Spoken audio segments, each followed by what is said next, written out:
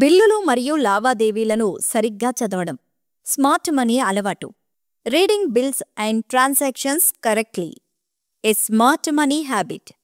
మీరా తనకు ఇష్టమైన స్టేషనరీ దుకాణంలో షాపింగ్ పూర్తి చేసింది. చాలామందిలాగే ఆమె బయటకు వెళ్లే ముందు తన బిల్లును తనిఖీ చెయ్యదు. కాని ఈరోజు ఆమె స్నేహితురాలు ఒక అసాధారణమైన విషయాన్ని గమనించింది. ఆమె ఒక పుస్తకం మాత్రమే కొనుగోలు చేసినప్పటికీ ఆమెకు 2 పుస్తకాలకు ఛార్జ్ విధించబడిందని బిల్లు చూపిస్తుంది. తప్పును గ్రహించి మీరా దానిని సరిచేయడానికి విక్రేత వద్దకు తిరిగి వెళుతుంది. అదృష్టవశాత్తు లోపం సరిదిద్దబడింది. కాని తనిఖీ చేయకుండా వదిలేస్తే ఆమెకు అదనపు డబ్బు ఖర్చయ్యేది. మీరు ఎప్పుడైనా చూడకుండా రెండవసారి బిల్లు చెల్లించారా? ఇది ఒక సాధారణ అలవాటు, కానీ అది ఖరీదైనది కావచ్చు. మీ బిల్లులను తనిఖీ చేయడం అంటే లోపాలను కనుగొనడం గురించి మాత్రమే కాదు, ఇది ఆర్థికంగా తెలివిగా ఉండడం గురించి కూడా. మీ బిల్లులను సమీక్షించడం యొక్క ప్రాముఖ్యతను గురించి మరియు అది మీ ఆర్థిక ఆరోగ్యానికి ఎలా ప్రయోజనం చేకూరుస్తుందో తెలుసుకుందాం. ఈ వీడియోలో మనం దీని గురించి మాట్లాడతాం. బిల్లులను అర్థం చేసుకోవడం మరియు సమీక్షించడం. డిజిటల్ ఆర్థిక లావాదేవీలను సమర్థవంతంగా నిర్వహించడం. ఈ పద్ధతులను అర్థం చేసుకోవడం ద్వారా మీరు మీ ఆర్థిక విషయాలను బాగా నిర్వహించగలరు మరియు ఖరీదైన తప్పులను నివారించగలరు. బిల్లు కేవలం కాగితముక్క కాదు, ఇది మీరు పొందిన మరియు చెల్లించిన వస్తువులు మరియు సేవల వివరాలను అందించే చట్టపరమైన పత్రం. సమీక్షించడానికి గల కారణాలు ఇక్కడున్నాయి. ఖచ్చితత్వాన్ని ధృవీకరించడానికి. మీరు చెల్లించిన అన్ని వస్తువులు లేదా సేవలను మీరు అందుకున్నారని నిర్ధారించుకోండి. లోపాలను గుర్తించడానికి. నకిలీ ఎంట్రీలను లేదా తప్పు ఛార్జీలను గుర్తించడం. ధరలను తనిఖీ చేయడానికి. బిల్ చేయబడిన మొత్తాలను ఉత్పత్తి యొక్క గరిష్ట రిటైల్ ధర ఎంఆర్పితో పోల్చండి. ఈ దశలను దాటవేయడం వల్ల మీరాకు ఖర్చు అయినట్లే దాదాపు మీకు కూడా అదనంగా డబ్బు ఖర్చవుతుంది.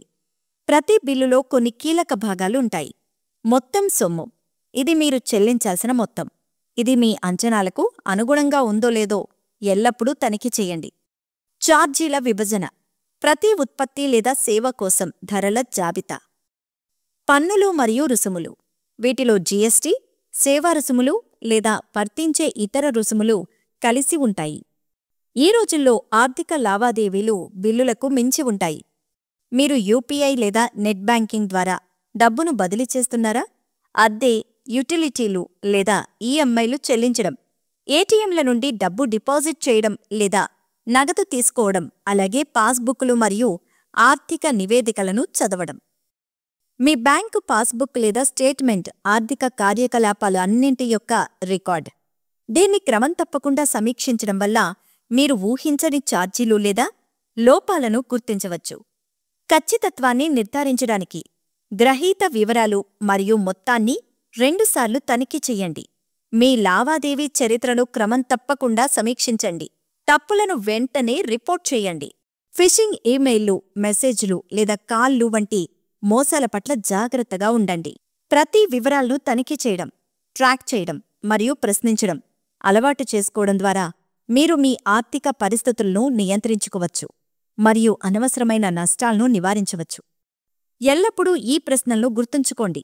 నేను సరైన ధర చెల్లించానా? నేను వాగ్దానం చేసినట్లుగా అన్ని వస్తువులు లేదా సేవలను అందుకున్నానా? నా బిల్లులు లేదా బ్యాంక్ స్టేట్మెంట్లలో లోపాలు ఉన్నాయా? ప్రతి లావాదేవీకి ఎల్లప్పుడూ బిల్లు లేదా రసీదు తప్పకుండా తీసుకోండి. మీ కొనుగోళ్లు మరియు బ్యాంక్ స్టేట్మెంట్లతో రసీదులను క్రాస్ చెక్ చేయండి. మీరు తప్పు ఛార్జీలు లేదా తగ్గింపులను గమనించినట్లయితే లావాదేవీ సంబంధిత లోపాల కోసం మీ బ్యాంకు లేదా విక్రేతను సంప్రదించండి. మోసాలు లేదా స్కామ్ల కోసం national cyber crime reporting portal. మీ డబ్బు కష్టపడి సంపాదించబడింది. తెలివైన మరియు శ్రద్ధగల ఆర్థిక నిర్ణయాలు తీసుకోవడం ద్వారా దాన్ని రక్షించండి.